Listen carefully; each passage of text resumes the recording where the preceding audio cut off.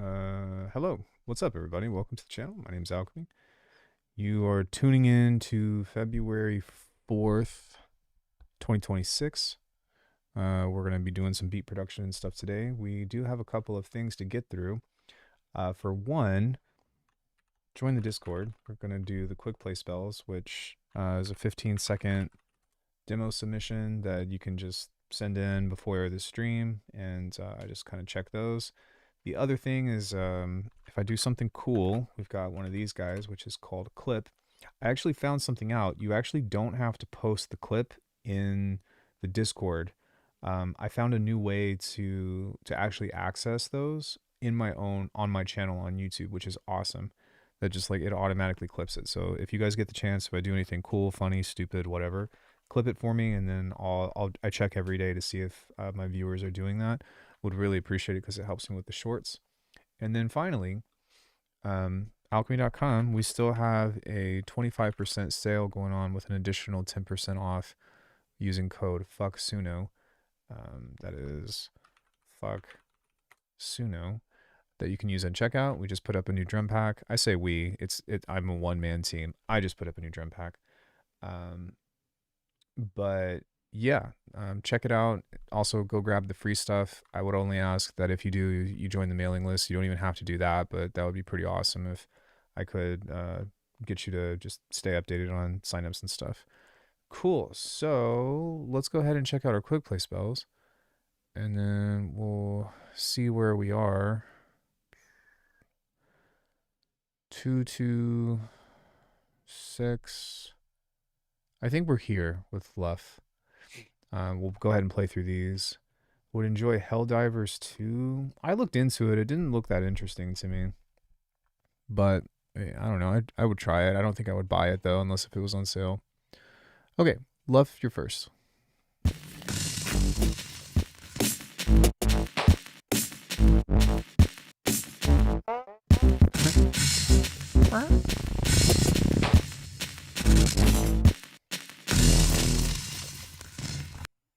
I don't really have much to say on this, to be honest, but it was definitely interesting to listen to. It felt like character dialogue music or something in a game.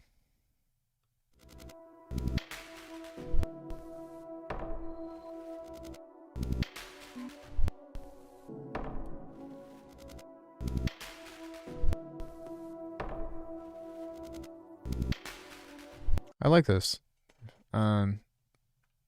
I definitely want to hear it pick up with like some cool IDM drums or something.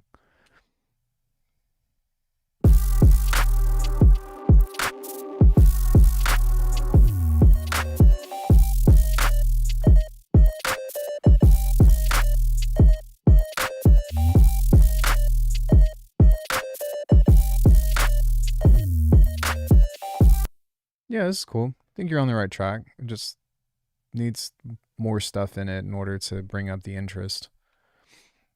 You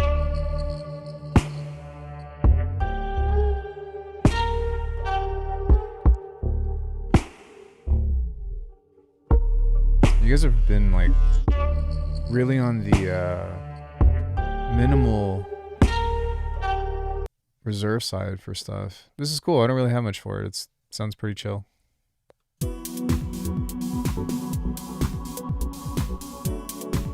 That's cool. What's up, Wallet?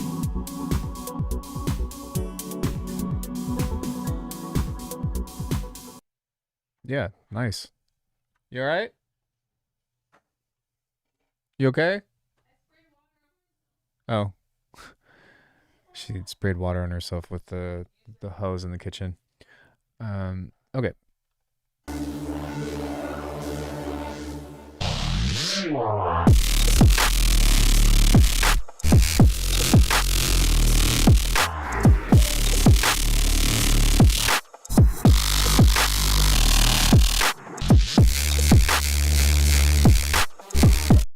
Yeah, I would say just like make more stuff like this. You know, there's a lot of silence and stuff in between, which I think is you're on the right track.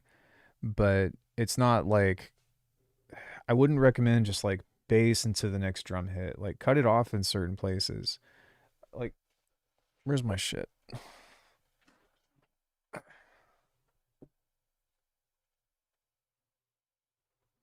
Pretend like this is a bass, right? I don't know if you're gonna be able to hear this or not, but instead of it just being like that the whole time,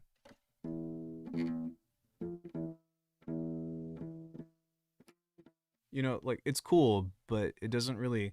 You need to be like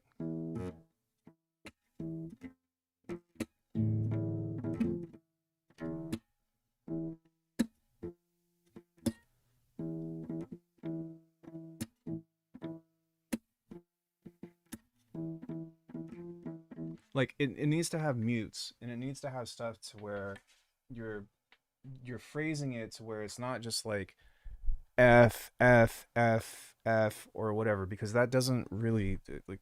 It's very difficult to make something interesting when that's all you do. You need to figure out how to play with whatever instrument you're putting out. And when I say play, I mean like actually play. Like figure out how to express it. It's been something that I've been thinking a lot about lately with certain things. Um, you know, because like if you're just hold on one second. If you're just like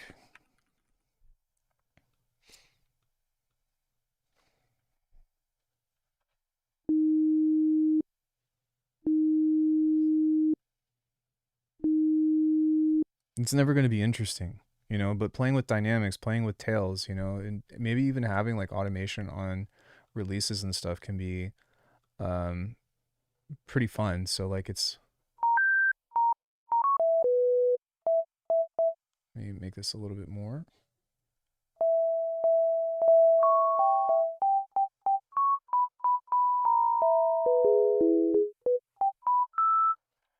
I mean, that's just whatever scale this was in, which is pretty fucking funny. But I don't have velocity, I don't think, on the sequencer here. But playing with different dynamics and different means to do stuff, like find something to automate. You know, find something to utilize that you can make your stuff come alive. It's not just about the cool sound, and I think that's something a lot of people don't understand. It's not just like, oh, like this bass sounds cool, so it's gonna sound good in a track. It's like, no, you have to like sit there and like play with it, I guess. There's not really another way to describe that. So anyway, hopefully that gives you some direction. But yeah, let's start with some bass design. How are you all doing today? How's life?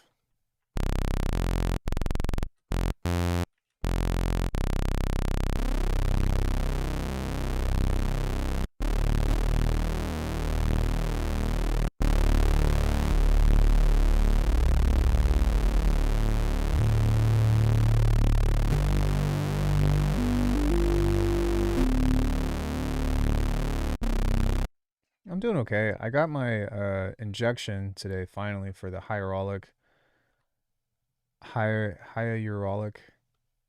acid, which is nice.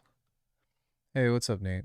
I've been waiting for that for like months, and my knee is like it's swollen, not but not inflamed, but like just full of fluid, and so it feels all like weird. But other than that, I'm doing pretty good. Happy that I was finally able to just get it done.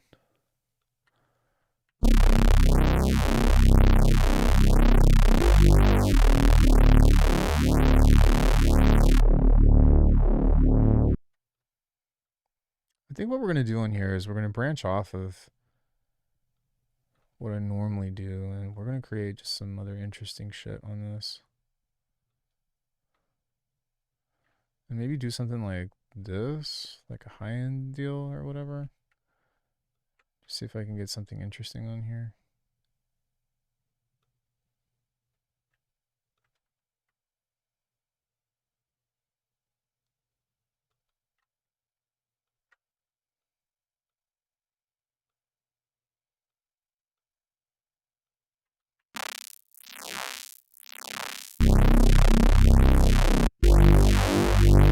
Did you see Polarity released a free for Bitwig? I did, but is it? It's just a. Is it an actual plug? I thought it actually had a plug-in interface though. Is it just a Bitwig device?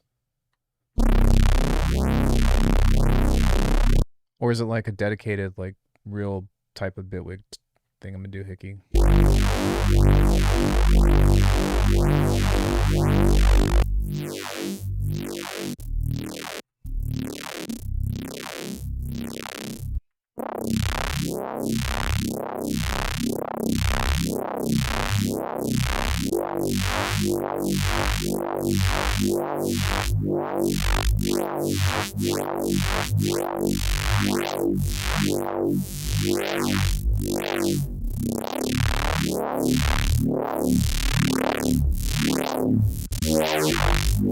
Yeah, I thought it was. I think it's just a VST.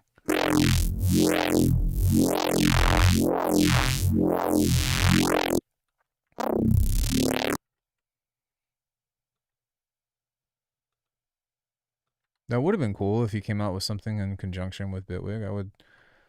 Shit. I mean, if I had the DSP, like I would have contacted Bitwig and been like, "Yo, can I just like do this for the community?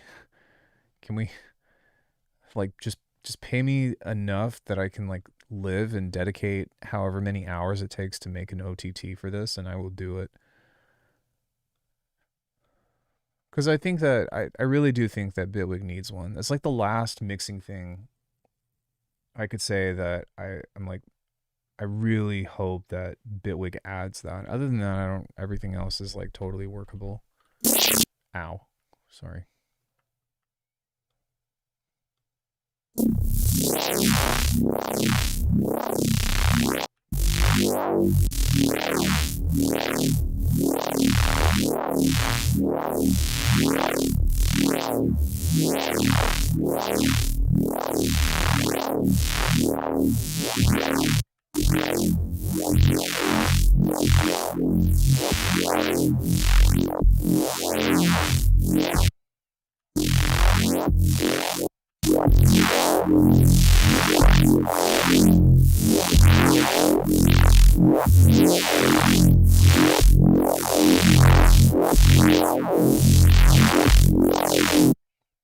Cool.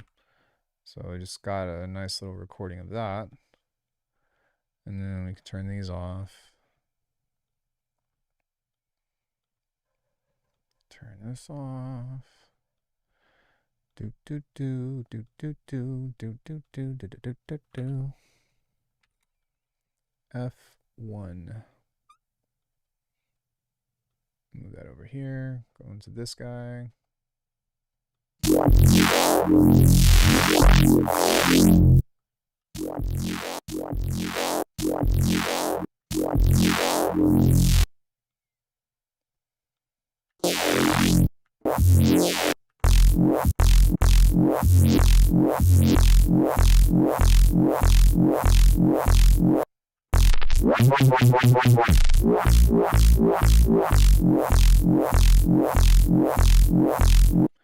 You could say it's a mud pie, but not really. This is a little different than just doing that.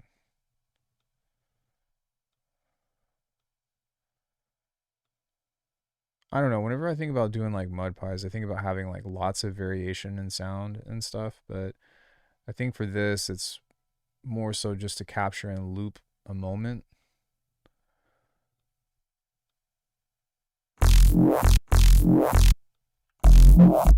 There we go.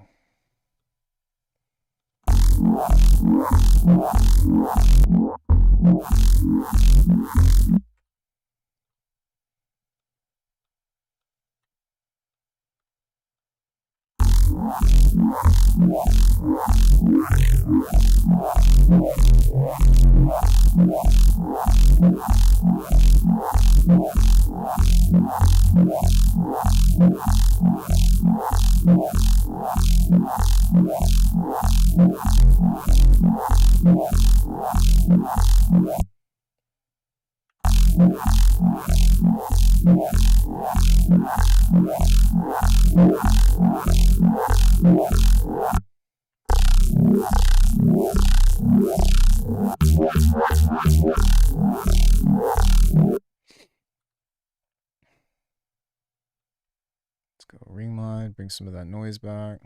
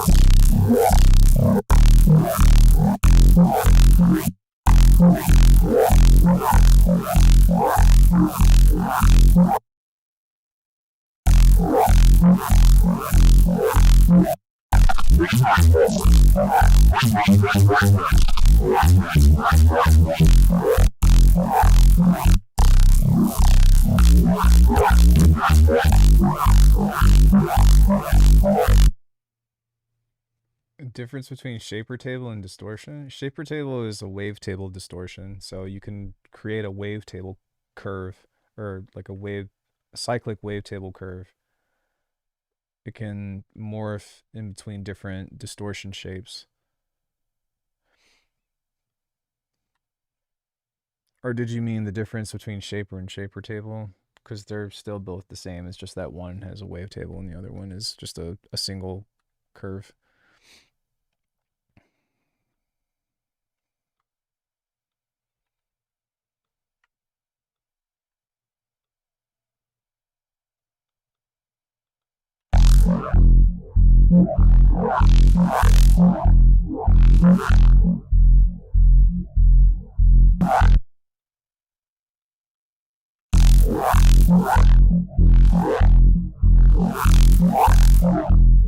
Yeah, shaper is free.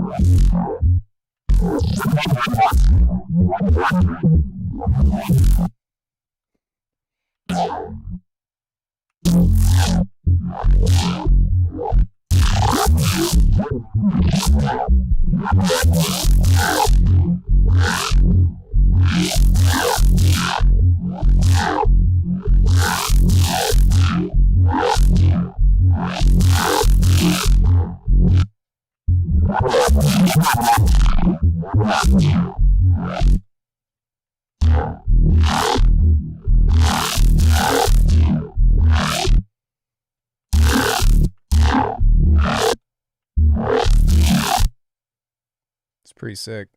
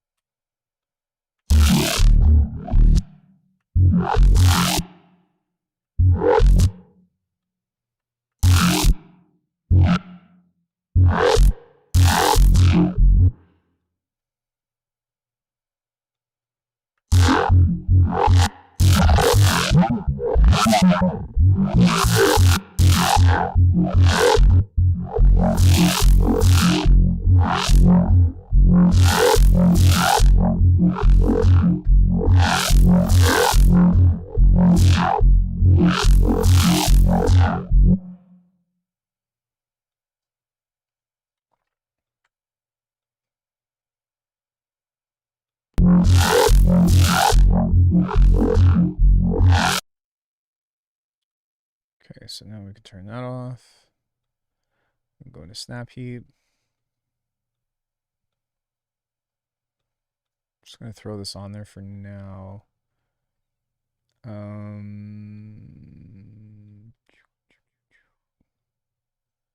Just back off of this.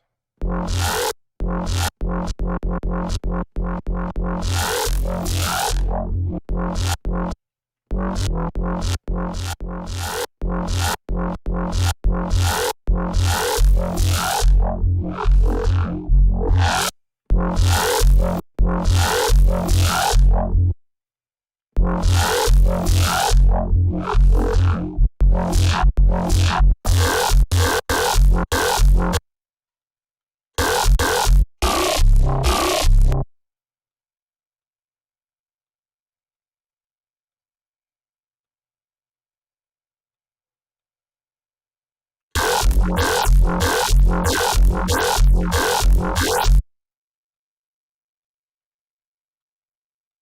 go here.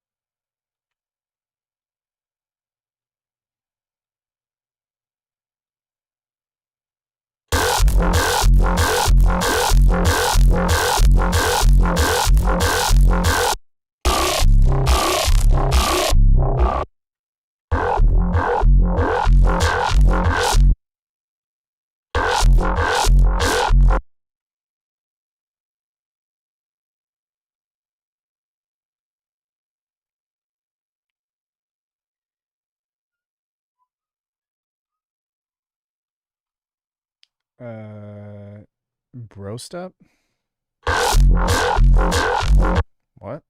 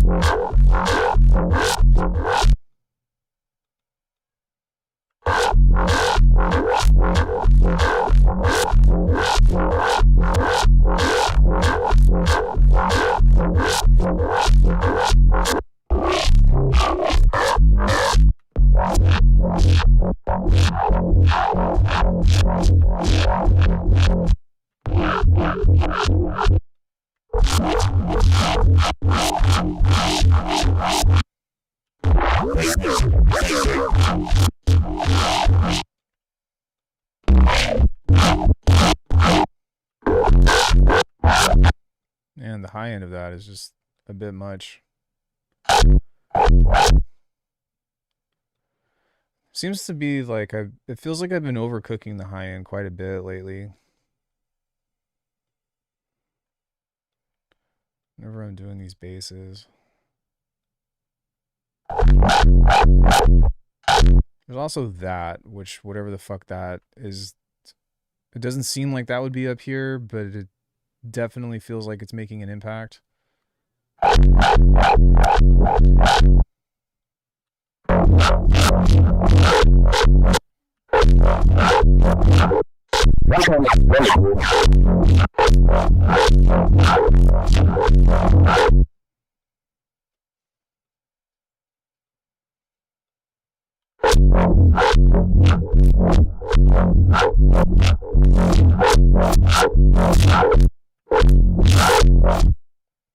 Okay, I think that I can fix this and turn it into something different, but we'll see.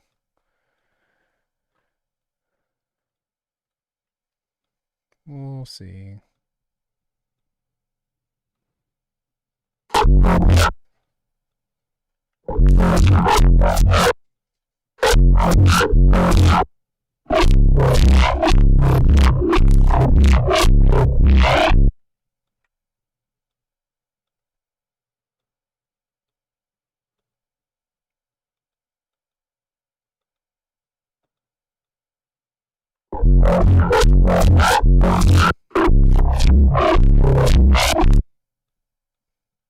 Yeah, the high end is fucking insane.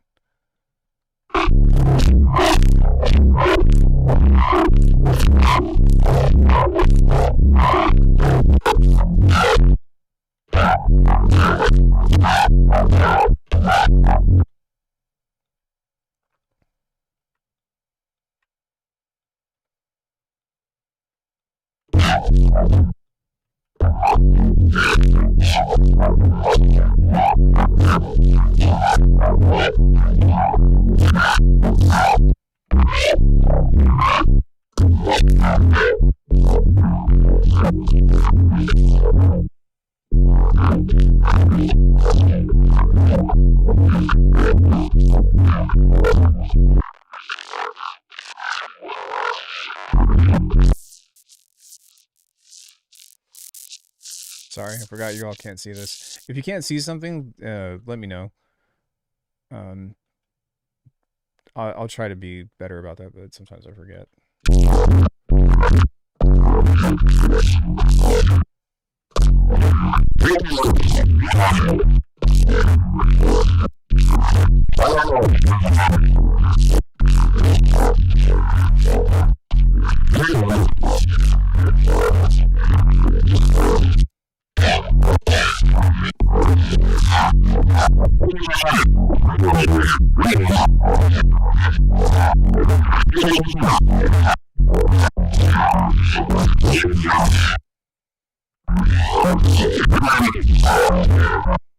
Yeah, not feeling that one.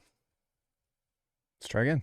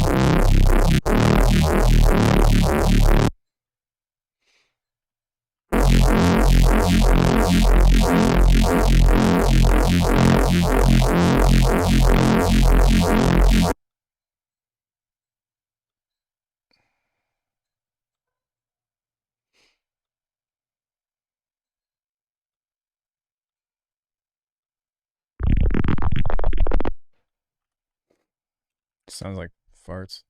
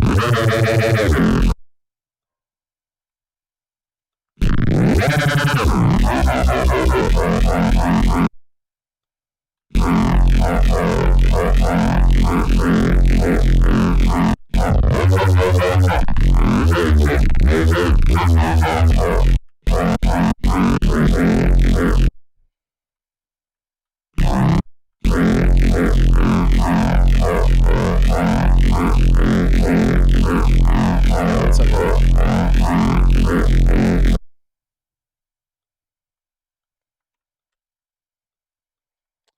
How are you?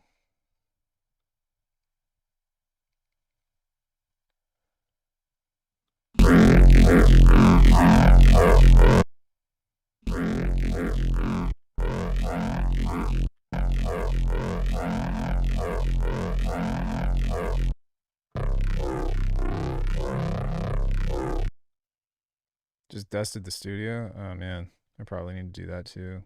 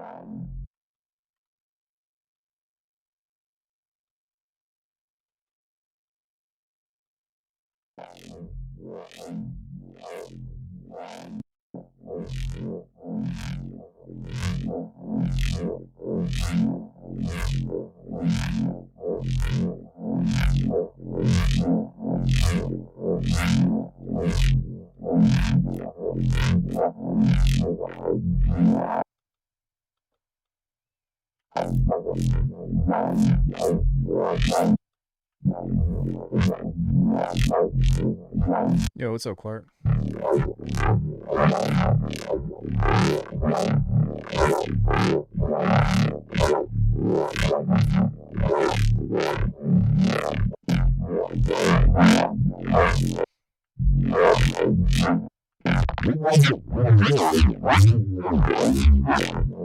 There we go. That's a little bit more of what I'm looking for.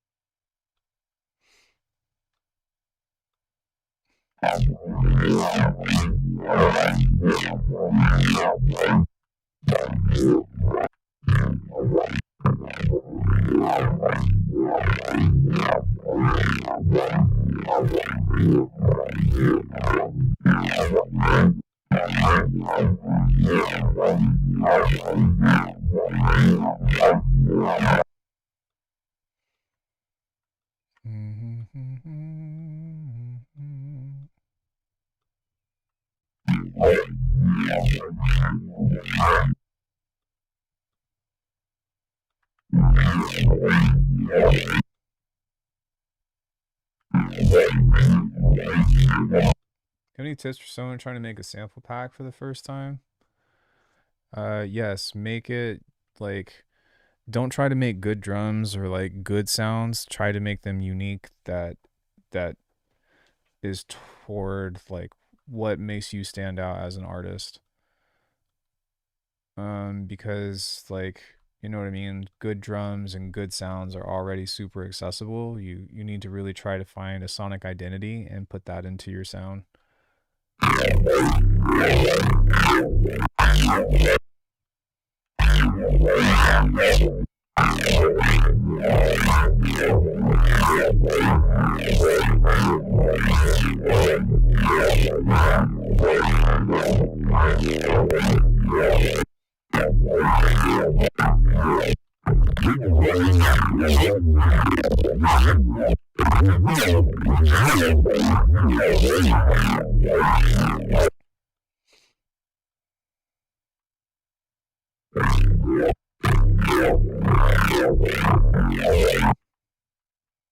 think rather than do the ring mod, I'm going to add some white noise to this. That's excellent advice. Yeah, like it's going to be kind of hard to compete with, Oliver, especially on Splice. Like he makes really good shit already. So instead go for something that is like, oh, I I don't have these kinds of textures. I don't have these kinds of things. Like they still need to be high quality by all means, but you know what I mean? If you're going to do a fucking dubstep snare that's just from Made in Serum or something, like it either better be really fucking good or it needs to have something unique on it.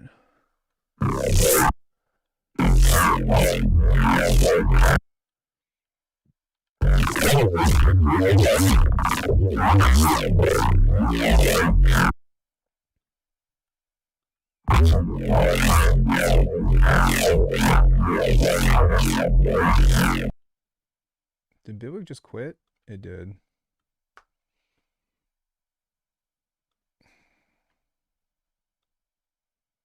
If I have to go back and make the sound again from scratch, I'm gonna fucking lose it.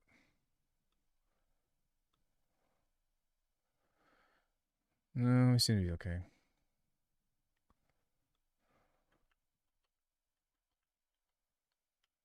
I mean, I have, like, over the same stuff that this has crashed on before.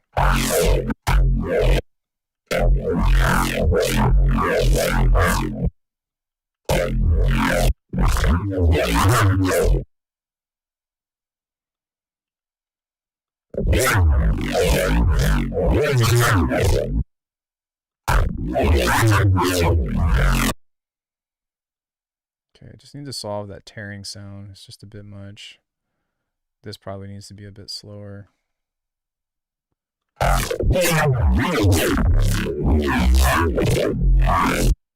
Maybe I can ease off of it with a phaser. Make it not so insane.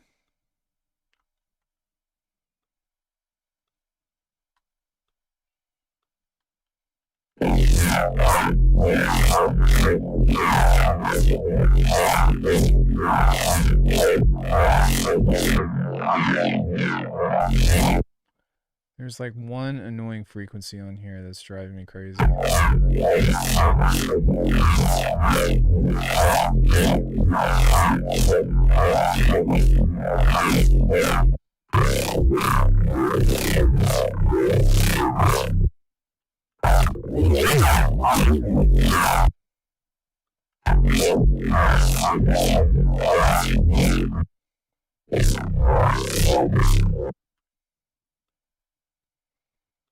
Maybe I should do like one more low pass filter here.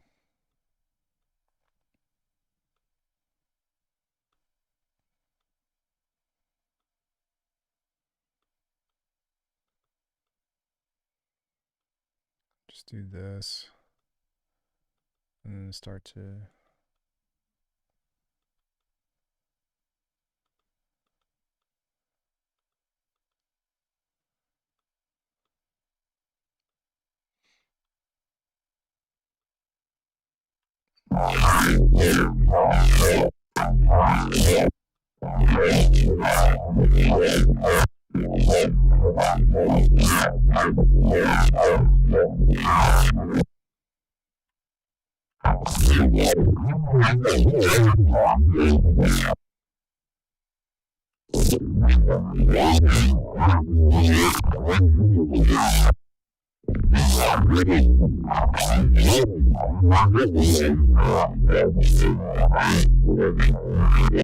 That's pretty cool.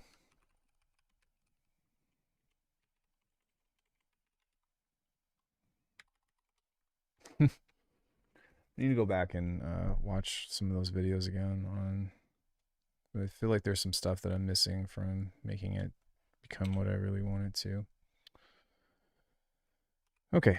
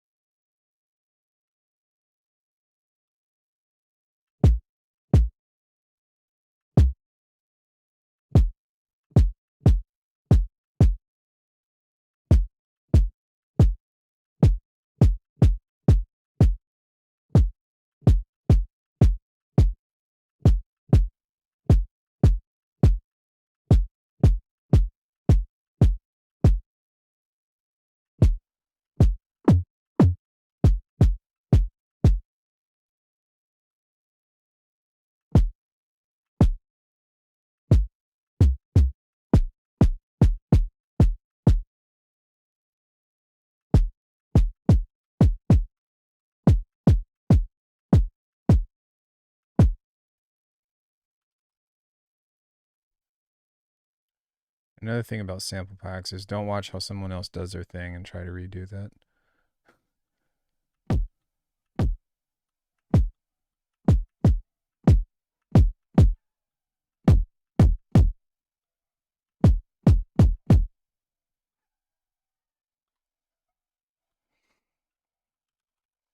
I mean, I suppose you could if you know, if you think that you can make better drums than I can, you can just watch what I'm doing and then try to make a bunch of kicks and shit based off of that. But I would feel like that would be a very fast track to copying out, and most people would probably pick up on it. OG 909, some crazy tube stuff going and crush it with. Yeah. And that's not even necessarily advice just for you. That's advice for anybody because I know that people are out there and they do that shit.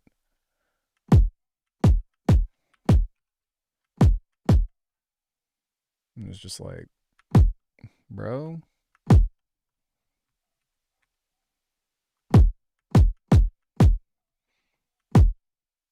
The fuck are you doing, laddie?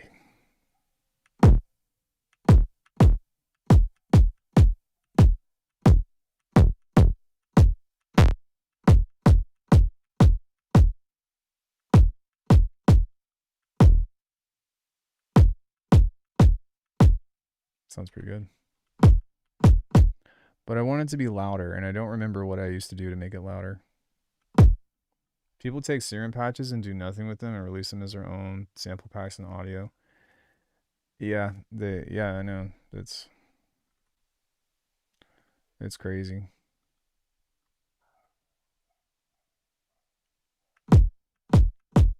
Why does this keep disappearing? Do I keep getting that out of the way?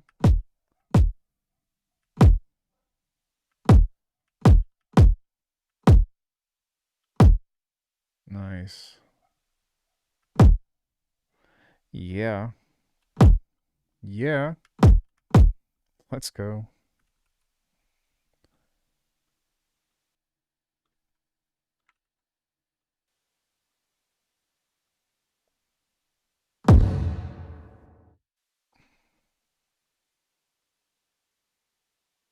Mm.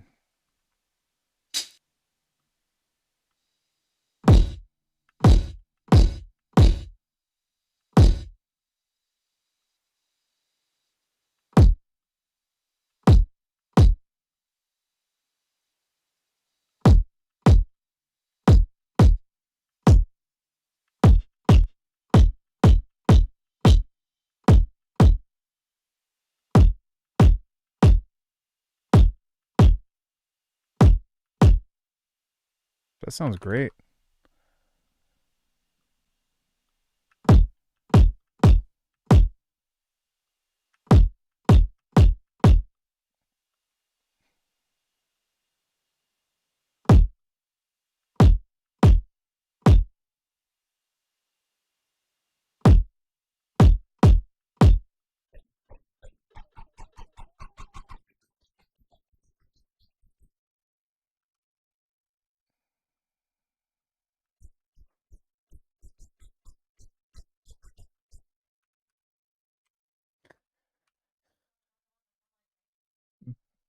Fuck, that's so hot.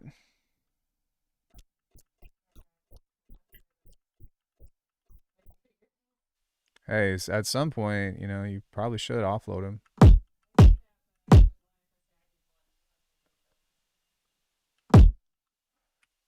Yeah, that is a very nice kick. Look, man, I just put out a new drum pack called Dominus, and like I'm already like, ooh, new drums. Like, Ian, you don't need to fucking make drums anymore, dude. You have enough to last you a lifetime. But I need more.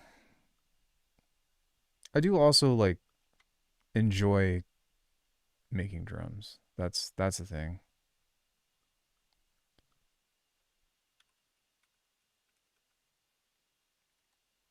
I like to make drums. What am I doing with my life, guys? I need to be like cultivating a real life skill, like bagging groceries or some shit. I don't know.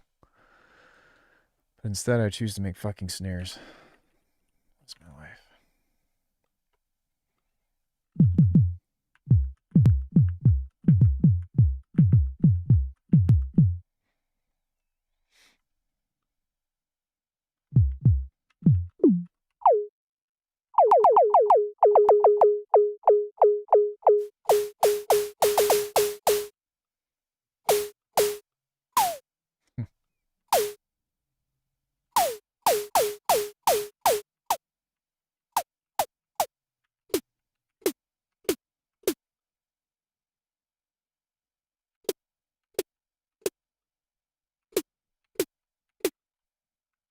I like that.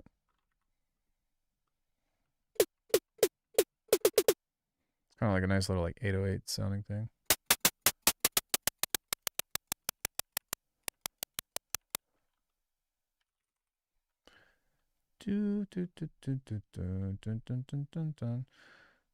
Actually, I don't need that. I just need to do this.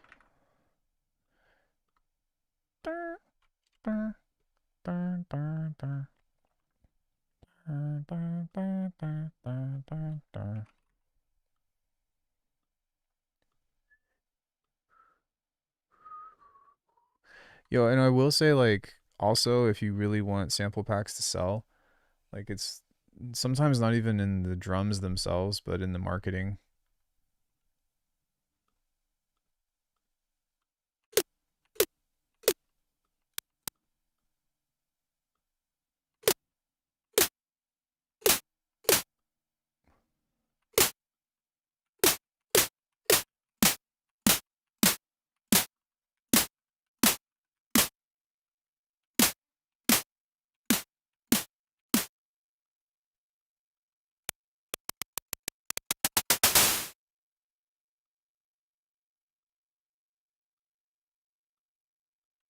Fuck, fuck, fuck, fuck, fuck. I'm train wrecking.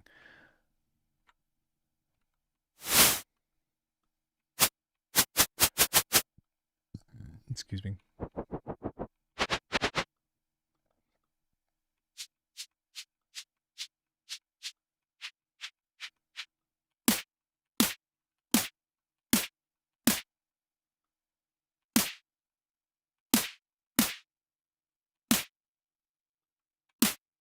Hey, what's up, Fracture? How are you? Welcome, man.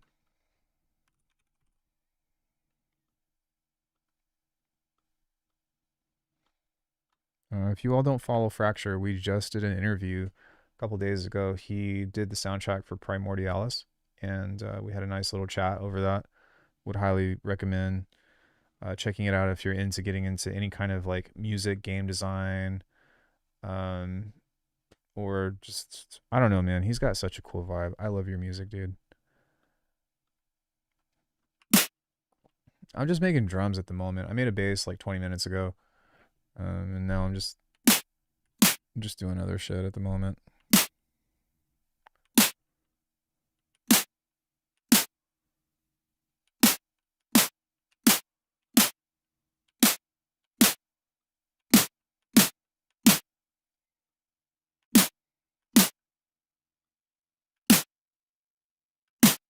Had the window open and everything.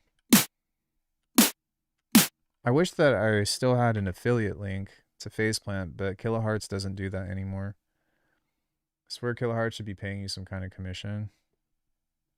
They used to, but they don't do that anymore.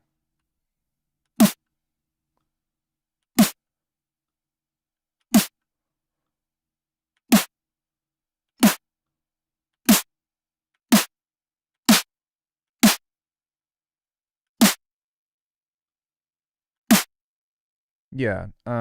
But I mean even still, like I adore them. They are the reason why I was able to not have to get a day job, you know. Yo, Levi, what's up?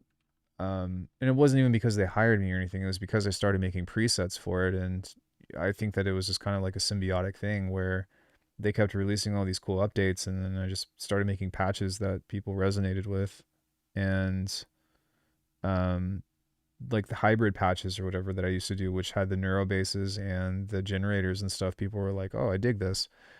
It's just that I stopped doing those, one because people's computers couldn't handle it, and two, it's like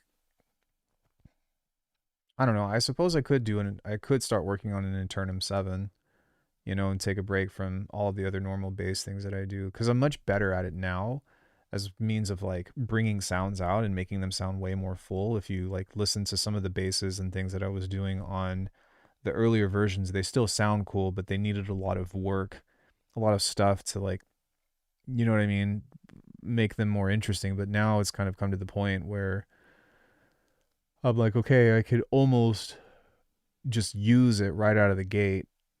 And yeah, and I think that's like what the way that I use it, not like a drop A7, bro. I'll buy that. I might. I'll think about it.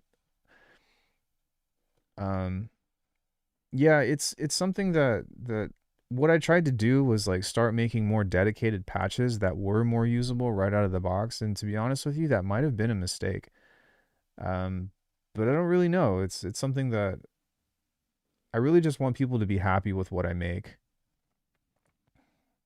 Yeah, and that's really what it is that exactly what you just said. I want people to be like, this is good. I feel good about buying this. I feel good about supporting this creator. And which is another thing in regards to sample packs. It's like put love into it. That's a really important thing. The sales numbers are going to let you know if you're doing something right or wrong. Well, I will say that my sales absolutely tanked the last 2 years, and I also stopped doing like crazy faceplant patch stuff. Well, I didn't stop doing crazy faceplant patch stuff, but I simplified it a lot more. Um, and that's the other thing too that I'm hesitant to release Eternum 7 out for, is because I'm kind of thinking about just like doing smaller packs but making it cheaper, you know. Um, because I would much rather have somebody be like, yeah, I'll drop $10 on that, than be like, ah, man, fuck, $45. I'm not gonna do that. I want the sale, and I want people to be like, it's I want a healthy transaction. That's what I'm looking for, because that's what's going to keep people coming back, and it's what's going to maintain the integrity of whatever shop I've set up. Like, it's still really important to me. I don't just want to like throw a bunch of slop out and then market the fuck out of it and be like, yo, everybody buy my MIDI chord pack or what the fuck ever. I want them to be like, damn, this thing is like very unique. It's interesting and inspiring to use, and there's not a whole lot of stuff on there. And so that's kind of where my head is at.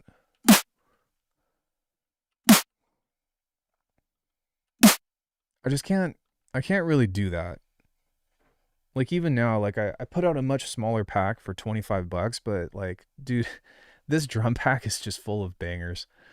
Um, like I'm pretty confident in being like, okay, yeah, it's a little more expensive, but these sound really fucking good.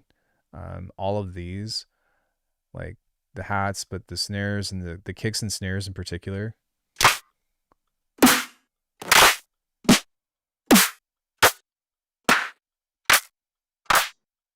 I'm like, okay, these are premium.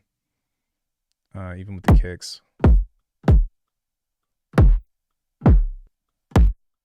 and they're very different too.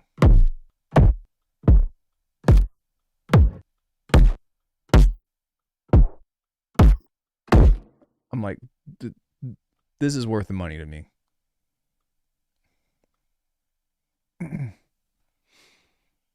um, I think that what also really helps at this point, there's no doubting your knowledge and ability. I think it's a matter of numbers game and packaging the offer more appropriately to the audience. Exactly. And that's really what I'm trying to tackle is how do I find the right price point for people that and the right value to where I'm, making a marginal profit and not, wasting 6 months working on a pack only for like 10 people to buy it. But yeah, uh, paid for a consultation call with a marketing agency recently for music marketing, and it was somewhat soul crushing, to be honest. I think your price point is probably fine, but maybe the world building around it. Yeah, and that's kind of what the whole plan has been too, right? Is like creating tracks that showcase. I don't know. I also just need somebody, like, I need to hire someone and be like, hey, can you use this track and take this logo or take this thing and make a 60-second short for me or something. But I will say something that does really help, especially now because I switched my website, is reviews. If anybody has purchased anything, I would love you so much if you can just give me a completely honest review on any of these products, or if you've done lessons from me, you can just go to the bottom of this and be like, yo, which a lot of you have, and thank you so much. Um, but yeah, just hopping on here and then writing this because I think that one of the strongest marketing tactics for people that come into this kind of thing is being like, hey, these are good. This is good. These are real people that, have bought this stuff. And this is one of the biggest reasons why I switched my website because it's so much easier to be like, oh, okay, like there's a Dominus thing. Let me check out a review. Thank you, by the way. Um, but you get what I mean, and I'm not paying people for this. It's just a candid thing. Other than like me kind of begging, there is that, but yeah, that's one of the best things that I really like about this. Yeah, social proof, right? People like them and doing stuff that they want to do at their level. Yeah, exactly. Marketing anything with music sample packs is such a weird game now and not related to much of the technical skills of the producer. I I don't know. Like I feel like it is and it isn't, because like if you just have straight up dog shit, then I guess you could try to sell it for $5, which a lot of people do. I've seen a lot of drum packs that are like, this isn't very good, but it's very cheap and people are willing to spend money on that. There's definitely a niche market for it, but in my personal opinion, if you're not a big channel, and I wouldn't consider myself to be a big channel, I would say you really need to focus on bringing out the individuality within your sounds. Like all of my stuff has a particular character to it. And I love that because I like most of the sounds that I make these days. It took me forever to get there, but um, I say most, but you know what I mean? It's like you're not going to find drums like how I make it anywhere else. And I'm not saying that my drums are the best, but I'm saying that they have a particular character. And the more that you build your own platform that has stuff and people like your music, like, okay, so Fracture, a great example of this that like I would love to buy a sample pack from you with your ambient pads and your ambient melodies and chords because I love that about your music. It's a very um, signature thing, sonic quality that you have that I don't really hear anywhere else. You get what I mean? But that's something that makes you unique. That's something that is like a Fracture staple. Um, and that's what I'm hoping that people get from me, because I tend to focus on making drums and making basses and stuff that um, you could just like toss in as a sample pack, or that you could create offspring to or whatever. But not having direct communication with the market is probably the biggest challenge, because wouldn't it be nice if you could just be like, hey everybody, what do you want? you know like, what do you want out of a pack? I want to make something for you. Obviously it's going to cost money, but I want to provide something for you and solve a problem that you might have. And that will probably be my last piece of advice on making samples and presets, is like, try to solve a problem for people.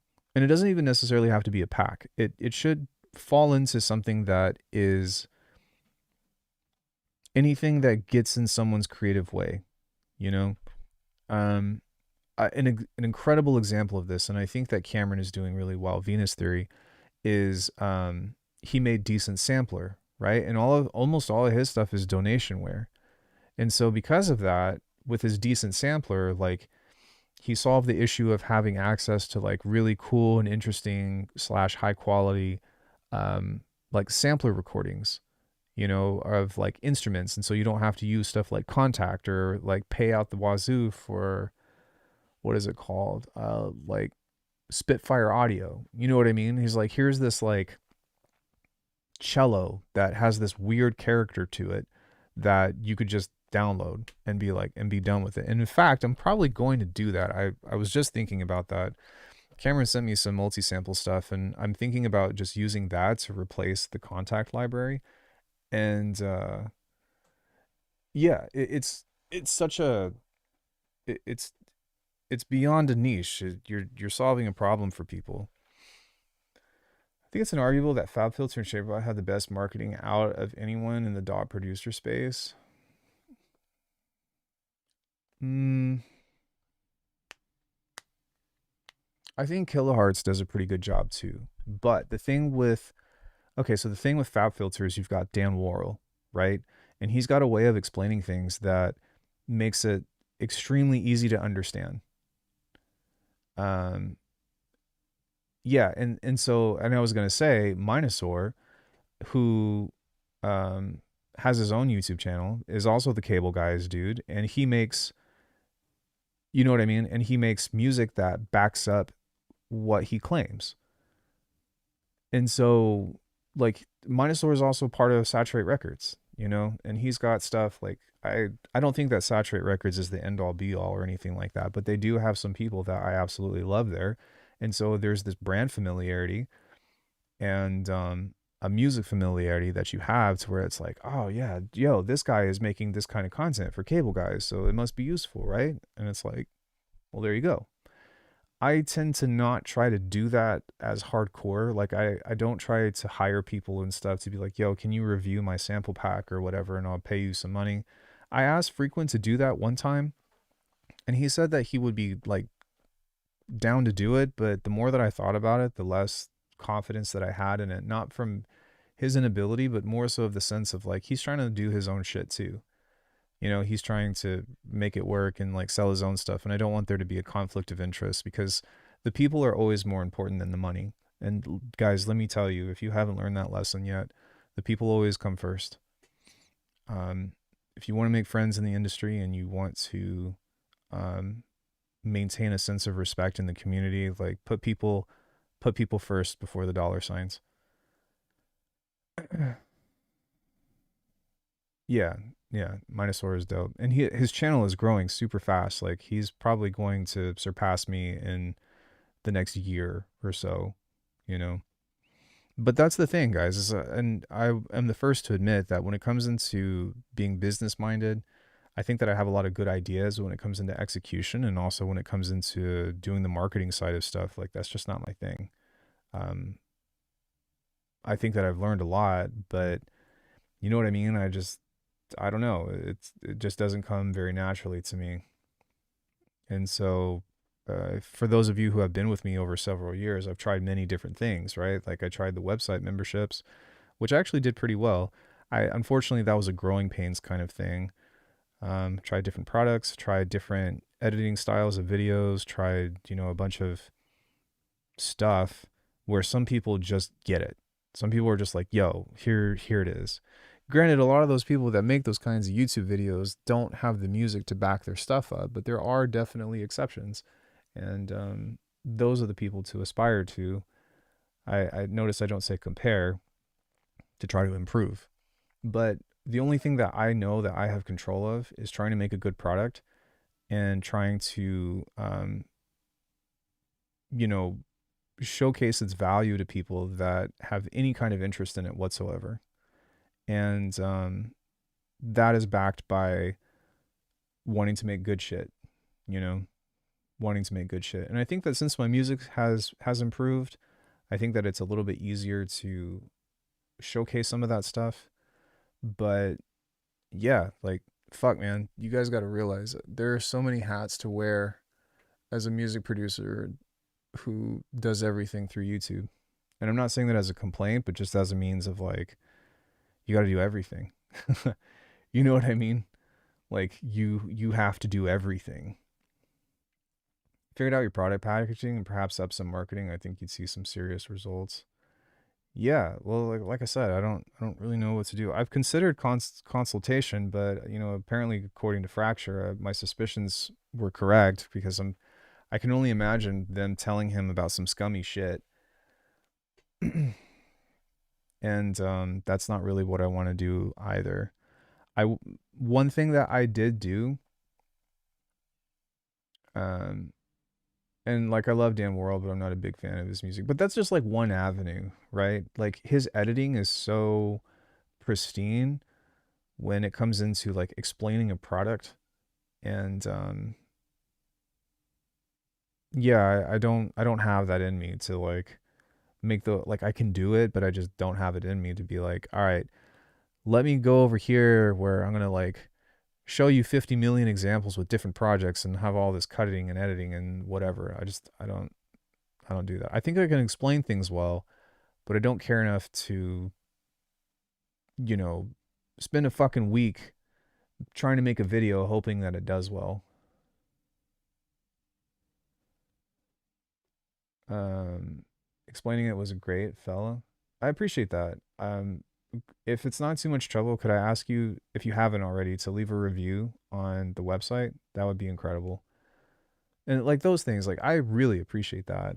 Um, but yeah, like putting a review up is one of the biggest like follow up things. And also something that has been helping a lot is clipping.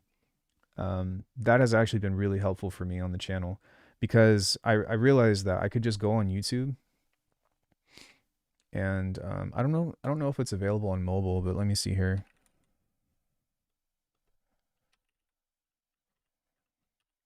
Sorry, my thing is dead. We're gonna get back to doing some music stuff here in just a sec, guys. I apologize, but I just wanted to. I think that this stuff is relevant, and I think that it can and will apply to you all at some point if you have any interest in monetizing your craft. Um, but yeah, I signed up on the website for the tournament on Saturday. Do I need to sign up on the Riot Games thing as well? we'll have to do that on Saturday because right now it's not available. Oh, I saw it. Oh, it is. If it's up, then yeah, go ahead and check in. Okay. But other than that, we should be good to go. Um, yeah. So there's this thing now that I realized that, and all of you, like if you have a YouTube channel, you should totally do this as well. But there's a thing on here that says clips. Let me see if I can find it. Maybe it's not. Yeah, like maybe it's only on mobile, or maybe it's just on the channel in general. I don't really know.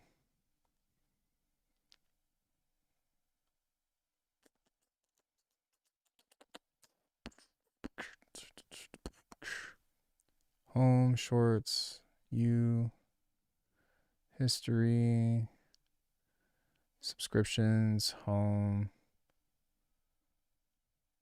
Yeah, I think it's only on mobile, but I'm sorry for wasting your time, but there's a thing now that if you clip it, viewer like you can just view it on the channel, so you don't have to. You need to sell course because your knowledge has such depth to it.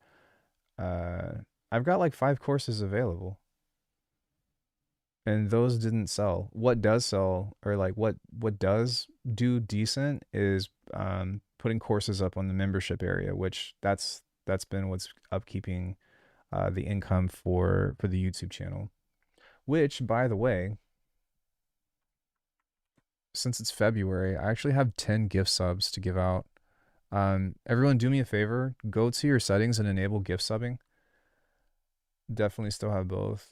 I do, but the my website only allows me to upload stuff that's 5 gigs or smaller. So if I come up with a course, I either have to split it up. There's a clip icon next to like and share.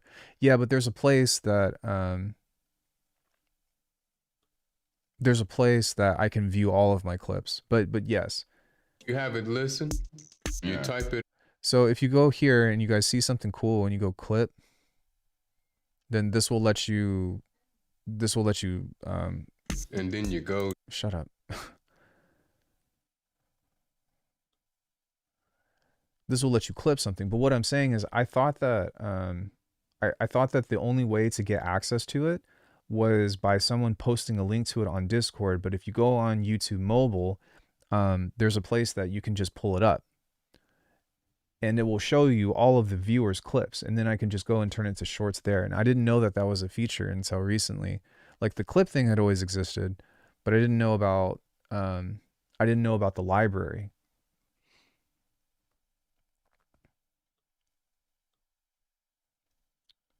So anyways, just clipping it and then just like pulling anything out is fucking awesome. So if like again, that's why I try to project that so much. But yeah, man, I think that's the way to go is just doing stuff like if yo, thanks Funk T Void. Yo, thank you, Funk. I really appreciate that. Wow, I haven't gotten a raid in forever. I also forgot that I was streaming on Twitch. Yo, thank you, dude. I appreciate it. Hey, Sick Project, what's up? What's up, Moon? Behave now, Funkers. Nah, you guys are fine. Well, yeah, just recording to logbook. Be reasonable. Thank you, Pursue. I appreciate it. Yo, what's up, Mad? You're a regular. We're kind of just doing sound design, and I'm in the midst of making a snare at the moment. But we were talking about, yo, what's up, Punic? Or is it Punic? Punic? Nah, we Spurg and Rage. Okay, that's fine. Yeah, we were just talking about marketing and talking about making sample packs and presets and how to go about that and new features on YouTube. Twitch already has that thing as well with the clipping thing or whatever, but I didn't realize that YouTube had a bank for that you can show what viewers clip what. Thanks, Funk. I appreciate that.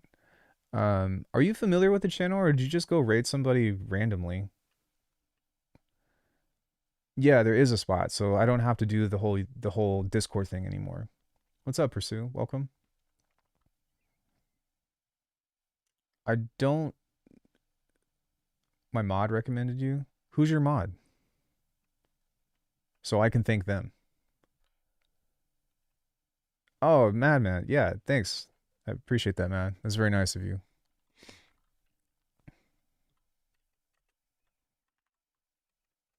We're all audio nerds and electronic producers and DJs. Yeah, I don't know if you all have heard of me or not, but welcome to the channel. We do. I'm a halftime guy. I make basses and drums and shit. Yeah, stuff kind of like that. Except I'm not done with this. Yeah, if anything, I will say that my production is pretty slow and kind of boring, so don't feel free to not feel compelled to stick around if you're not interested. But I appreciate you guys checking out the channel and hanging out for a bit. And if you have any questions about anything, I practically beg chat to give me questions about stuff. Yeah, thank you so much. I really appreciate that. And thank you, Mad. I also appreciate that.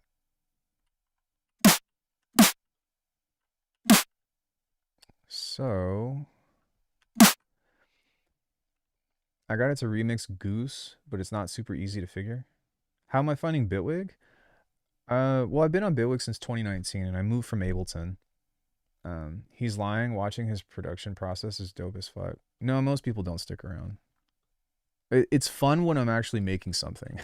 you know, when I'm not making something, it's kind of like, all right, dog, I'll check you later. You've been spending 45 minutes on a snare. But yeah, I tend to prefer it over anything else just because the audio editing and then the modulation, like you can put modulators on anything, which is really nice. But aside from that, I can't really say that I miss Ableton too much, other than a couple of things. Okay, so now that we have that, I think that I'm going to incorporate some convolution, and then we're going to group this and go here. I don't know, like, what are you coming from, like, as far as your DAW? Anyone else in Cubase? I thought about trying Cubase again since they added modulators, but I hadn't really done it. Berlin. Oh no, I meant as far as like your DAW. As long as Alec is happy with the snares, he's usually making a lot of decisions fast. Sometimes. Sometimes. It's I think my biggest struggles lately have just been finding musical instruments that I'm happy with.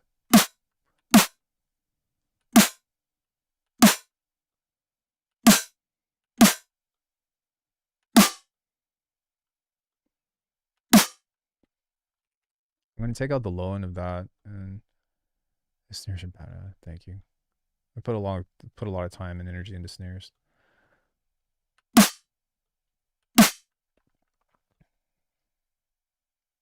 Now for this, I do want this to be a little bit longer.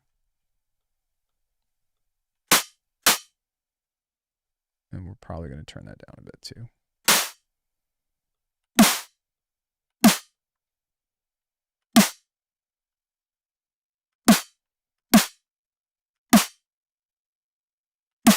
There we go. We'll make this a little bit longer.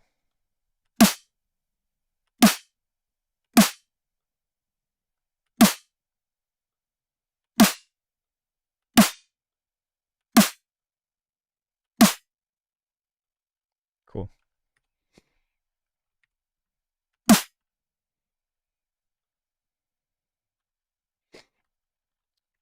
Let's go ahead and do another one, but I'm going to make a rim shot. God said an EQ your low end for every sound system is different. I actually don't. One thing, like the main thing that I do on my tracks to just take care of all of this is just a mid side. And I usually don't have to worry about it after that because for whatever reason, it preserves a lot of the character of the low end, especially like whatever's in stereo, but it doesn't completely remove it, and it maintains a lot of detail within like interesting happenings with ever like imperfect sounds or whatever, and I tend to value that a lot. That's something that I picked up from Chi.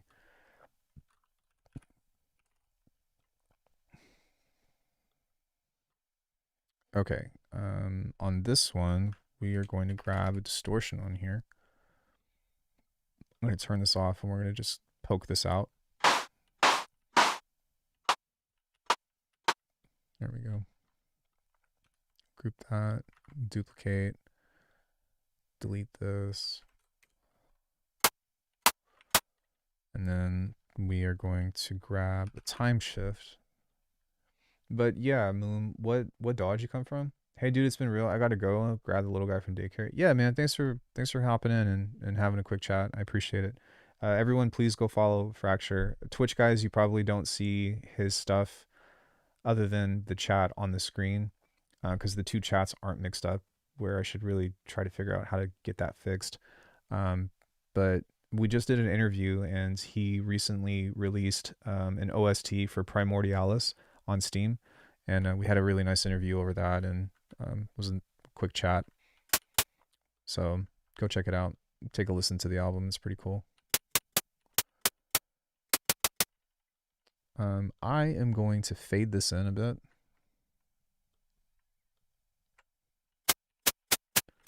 And then we'll high pass this because I really just want like a splash.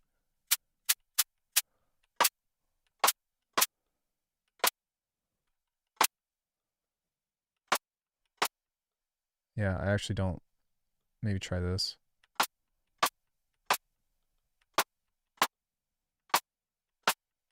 There we go.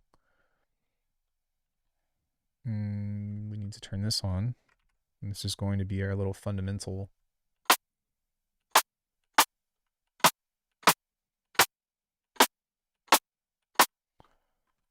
Grab an EQ. Do it again. Do it again.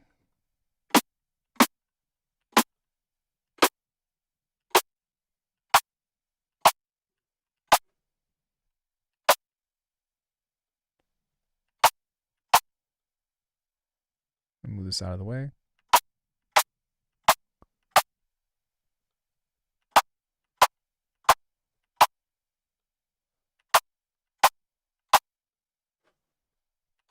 Something that I've realized about rim shots is that you can't see it, but let me see if I can move this over for you. There we go. Oh dude, Bitwig is the shit. Like I could talk about Bitwig all day. But something about rim shots, especially if you're doing it just from pure sound design or like pure subtractive synthesis, is the mid highs. Like this has a huge impact on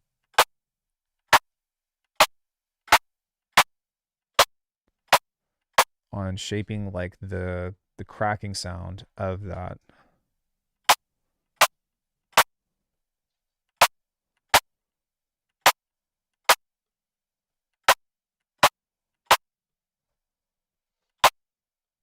Maybe just a little bit.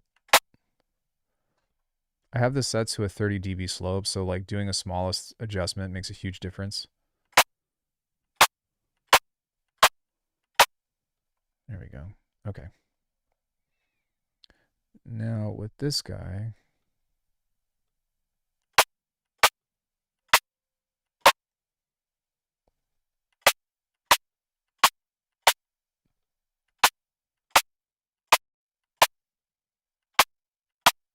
finding a balance between this is really the big thing here.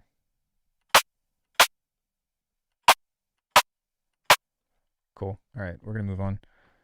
So now what I like to do is use a convolution reverb on this to get some other character, whether it be like a hi-hat or whatever. Yeah, that'll work.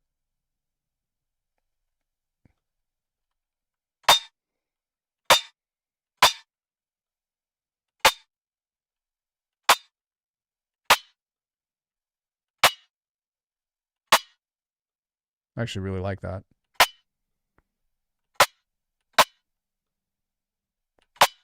Nice. Hey, thanks for coming in. Appreciate it. Yeah, that's usually what happens.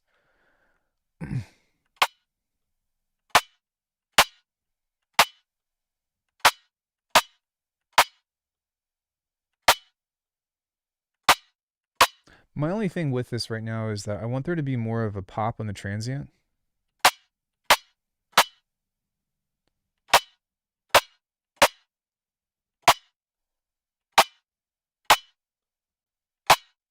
Yeah, kind of like that. And then find a balance in between.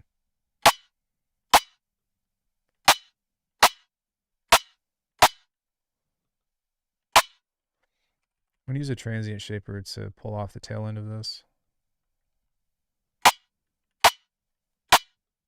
But do you hear how it almost sounds like it's like scoffing? Like, so what I'm going to do is try to move this out of the way a bit and see if that's going to help isolate the transient.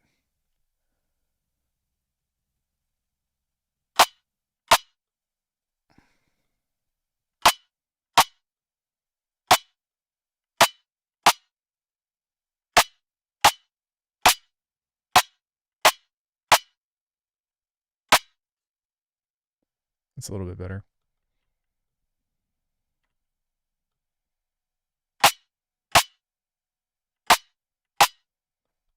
There we go. That sounds way better. It's a lot more clean as far as like the clicking sound goes.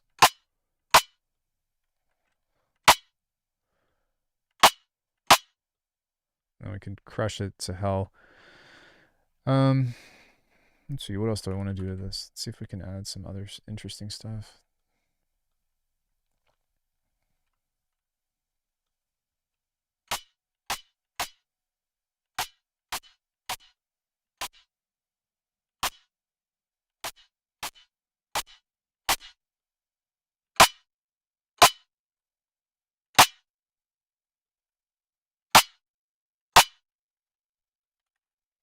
Dude, another thought, the bass music scene is getting way more experimental headliners and acts. I wouldn't know. I don't leave my house.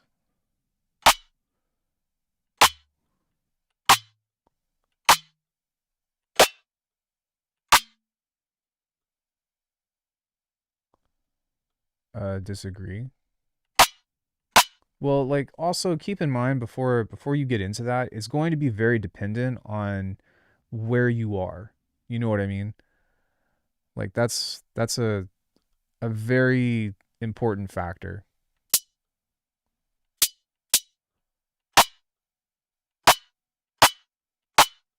That one. That was the one. That last one.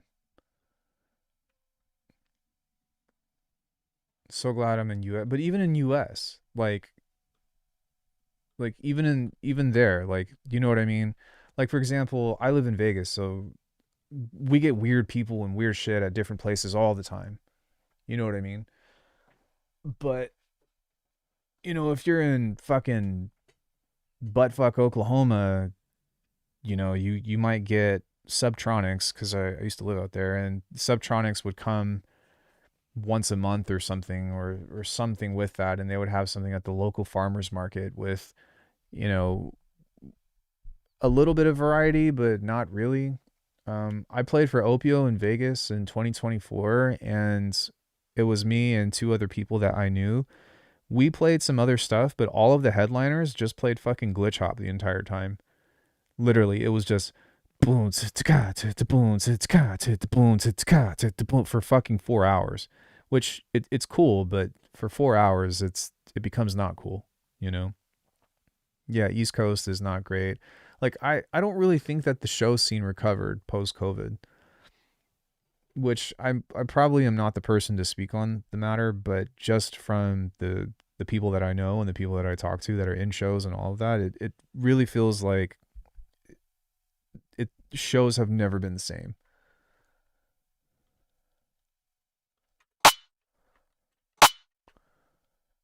That sounds pretty good.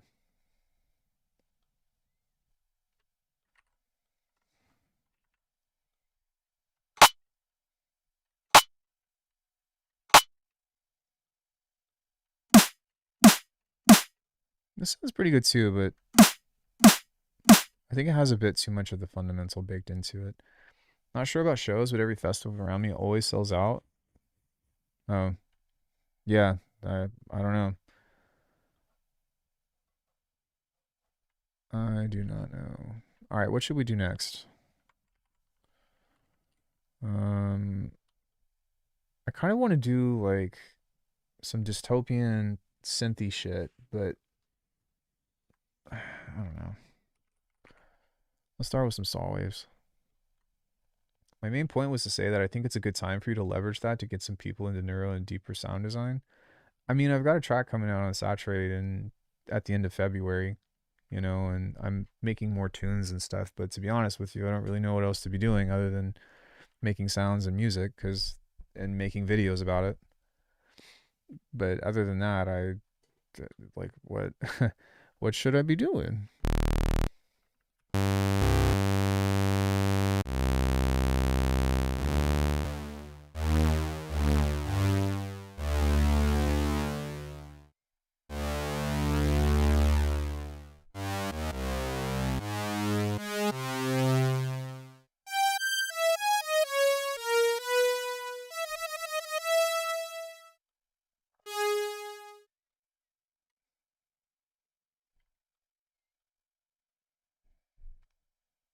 I'm also starting to begin to worry that like the lifespan of this channel has reached its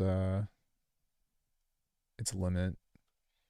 Not to say that I would stop doing YouTube or something, but I've been considering like starting another channel about music, but something completely different.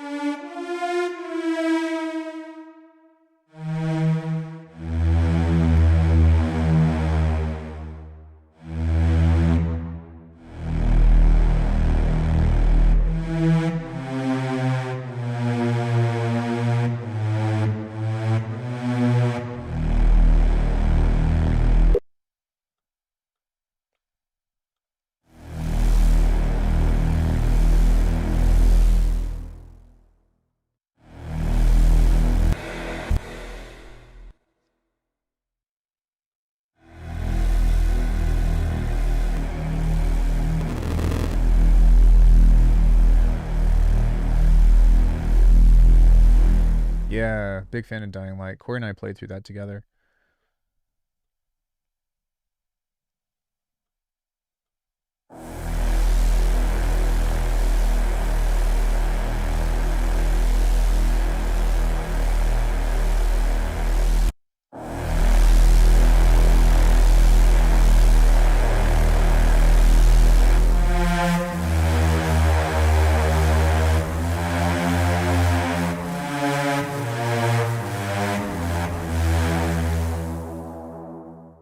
Okay, let's go ahead and throw. I want to see what will happen if we just throw a band pass on here. Try this in different places.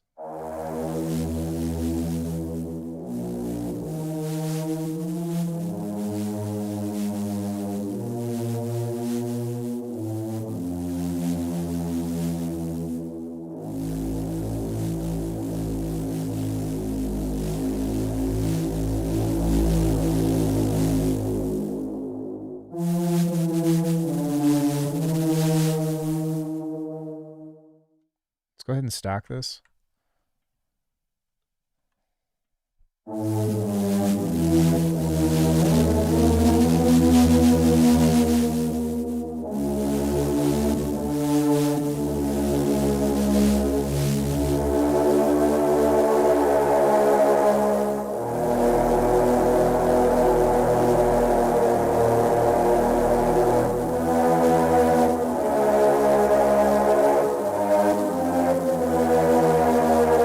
Should probably change this outside of Phrygian dominant, but maybe something that's just regular Phrygian or something. Dorian? Dorian scale? Let's try this.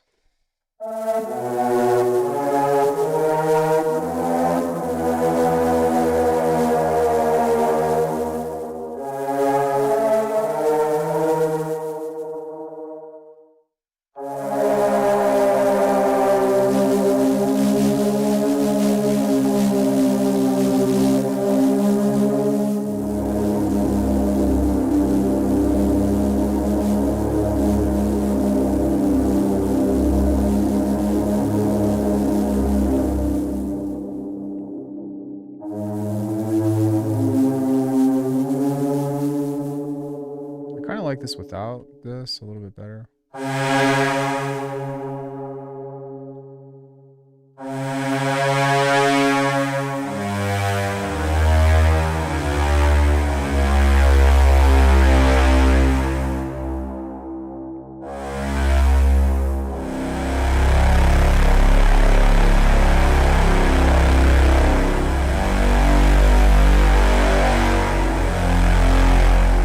It's pretty fat.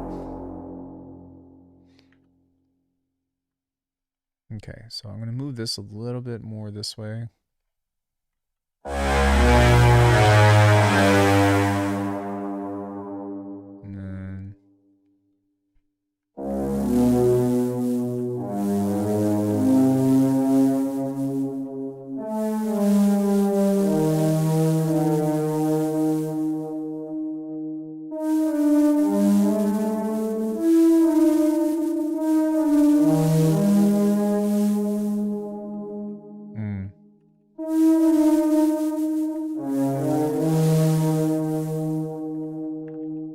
Mm-hmm.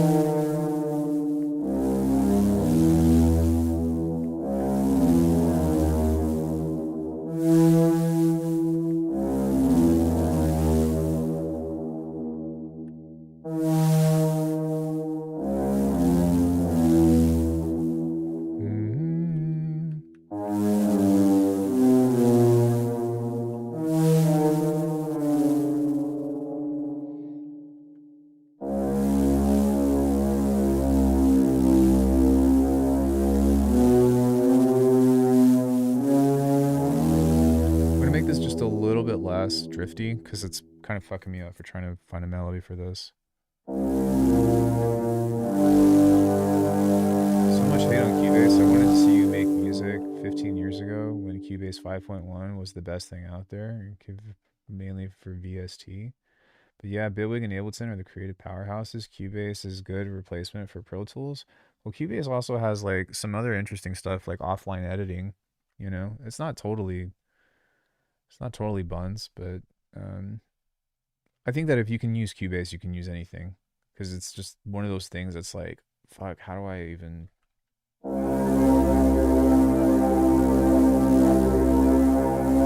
And maybe I should not make this. Maybe turn this into more of like a wow.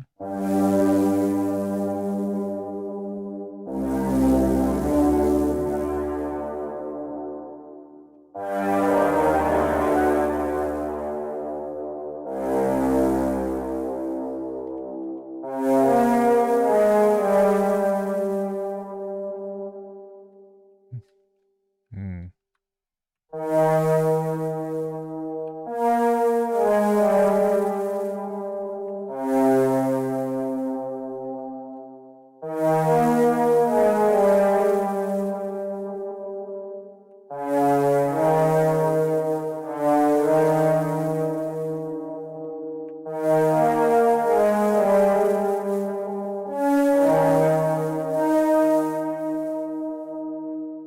All right. So what I'm going to do here, just because melodies aren't really coming to me, is I'm just going to play with fifths and octaves.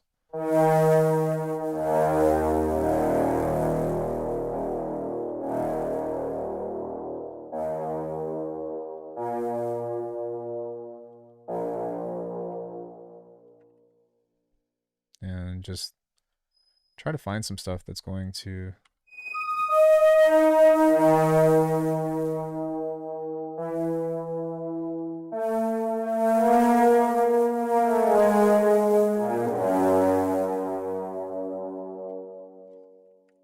and then what we'll do is we'll start to grab something like Beam, see if I can come up with something interesting.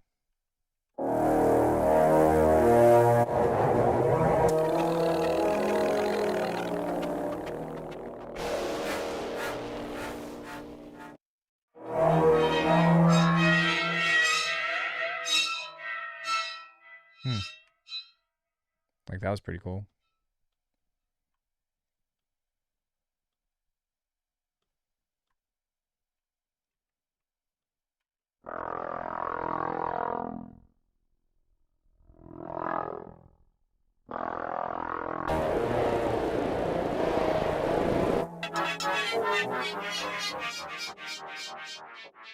Mm-hmm. Yeah, okay. I'm starting to hear something stupid, but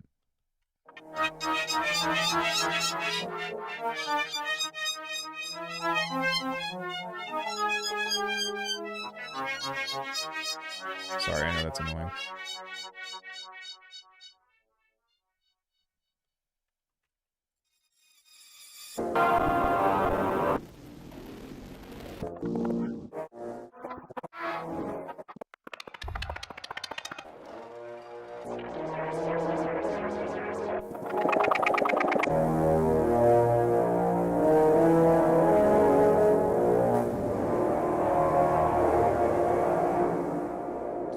Do, do,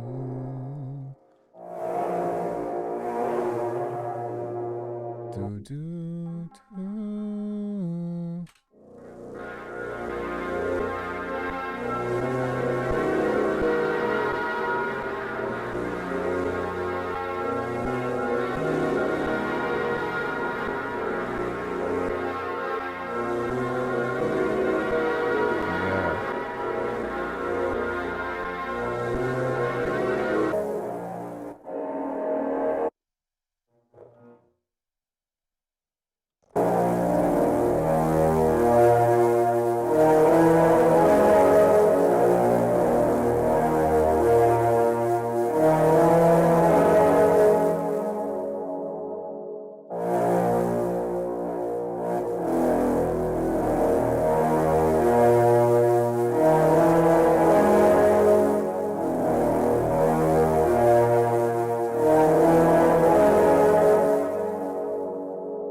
Let's go ahead and harmonize with that.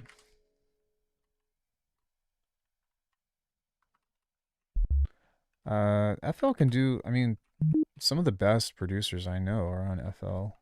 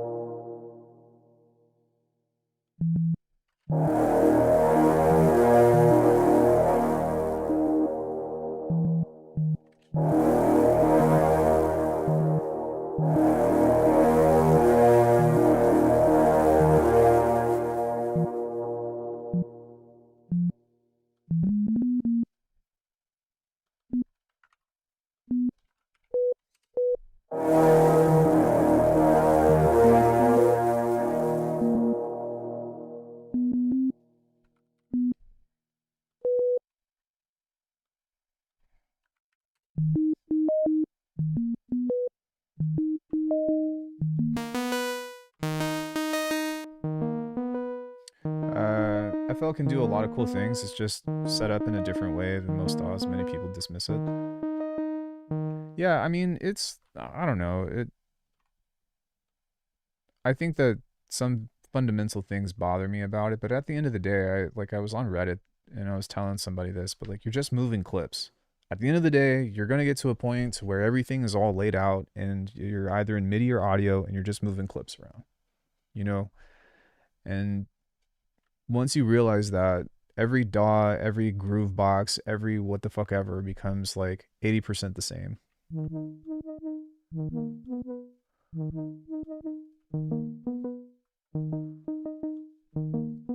Recording to logbook. Yo, thanks for following on Twitch, bro. I appreciate it.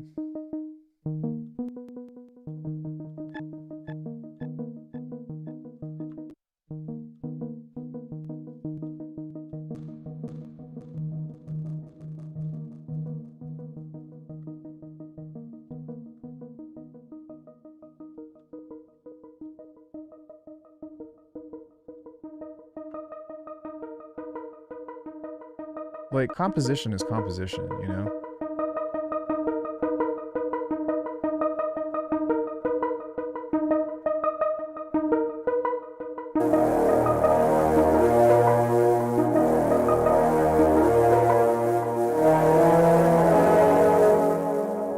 Check.